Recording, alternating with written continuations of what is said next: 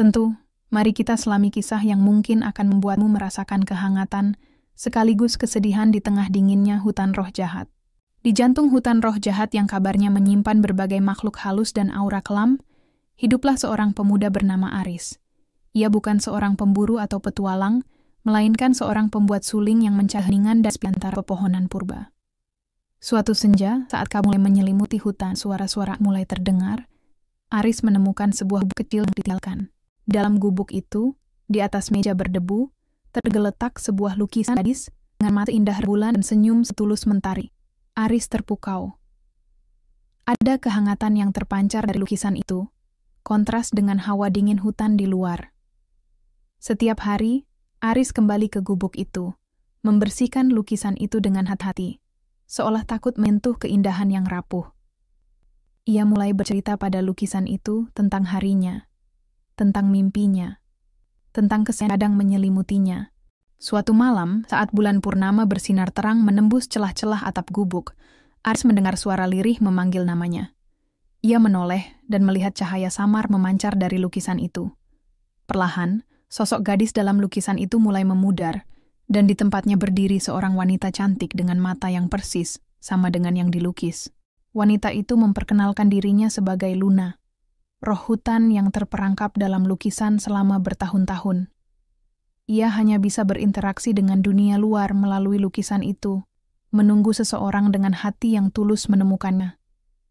Aris dan Luna menghabiskan malam itu berbicara, berbagi cerita dan tawa. Aris merasa hatinya yang selama ini sunyi akhirnya menemukan teman, bahkan lebih dari itu. Luna pun merasakan kehangatan dan harapan setelah sekian lama terasing.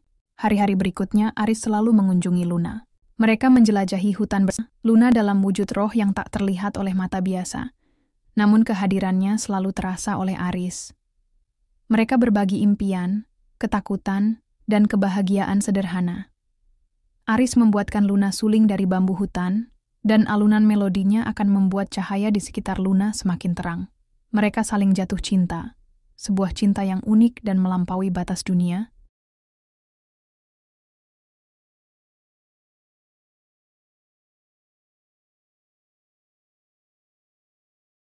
Namun, kebahagiaan itu tidak berlangsung lama. Kekuatan roh jahat di hutan mulai terusik oleh kehadiran Luna dan kehangatan cinta mereka. Mereka mengirimkan bayangan-bayangan gelap dan bisikan-bisikan menakutkan untuk memisahkan Aris dan Luna. Luna semakin melemah, energinya terkuras oleh pengaruh jahat hutan. Suatu malam, Luna berkata pada Aris dengan suara lirih, "Aris, cintamu telah memberiku kebahagiaan yang tak pernah kubayangkan. Tapi aku tidak bisa lagi menahan kegelapan ini. Aku harus kembali ke dalam lukisan, atau aku akan lenyap selamanya." Aris menggenggam tangan Luna erat, air matanya menetes. "Tidak, Luna. Aku tidak akan membiarkanmu pergi." Luna tersenyum lemah. "Ingatlah aku, Aris. Ingatlah semua cerita dan melodi yang telah kita bagi. Mungkin suatu hari nanti, di kehidupan lain, kita akan bertemu lagi." Dengan berat hati, Aris menyaksikan cahaya Luna perlahan meredup, dan sosoknya kembali memudar ke dalam lukisan. Gubuk itu kembali sunyi, hanya menyisakan lukisan seorang gadis dengan senyum yang kini terasa begitu menyayat hati. Aris tidak pernah meninggalkan hutan roh jahat. Setiap hari, ia akan duduk di depan lukisan Luna, memainkan sulingnya, mengenang setiap momen yang mereka lalui bersama. Melodinya kini dipenuhi kerinduan dan cinta yang abadi. Sebuah janji bahwa, meskipun terpisah oleh dua dunia, cintanya pada Luna akan terus bersemi di dalam hatinya, bahkan di tengah dingin dan kelamnya hutan roh jahat.